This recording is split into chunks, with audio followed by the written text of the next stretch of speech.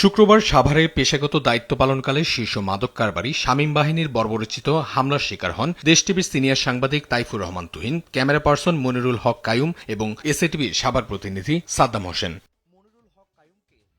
মাদকের সংবাদ সংগ্রহ করতে গেলে শামীম বাহিনীর সন্ত্রাসীরা তাদের উপর অতর্কিত হামলা চালায়। এক পর্যায়ে সাংবাদিকদের অপহরণ করে একটি গ্যারেজে আটকে রেখে নির্মমভাবে মারধর ও ছুরিকাঘাত করা হয়। ভাঙচুর করা হয় তাদের গাড়ি ও ক্যামেরা, ছিনিয়ে নেওয়া হয় সাংবাদিকদের সব মেমোরি কার্ড। বর্তমানে আহত সাংবাদিকরা হাসপাতালে চিকিৎসাধীন রয়েছেন।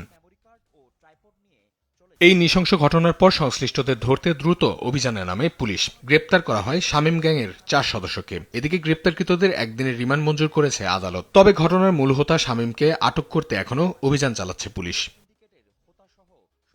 শনিবার দুপুরে রাজধানীর মিরপুর 1-এর সনি স্কয়ারের সামনে মিরপুরে বসবাসরত সচেতন সাংবাদিক সমাজ এর আয়োজনে এক বিশাল মানববন্ধন অনুষ্ঠিত হয়। সেখান থেকে হামলাকারীদের দ্রুত গ্রেপ্তার ও দৃষ্টান্তমূলক শাস্তির জোর দাবি জানানো হয়। ৭১ সালের পর থেকে এ পর্যন্ত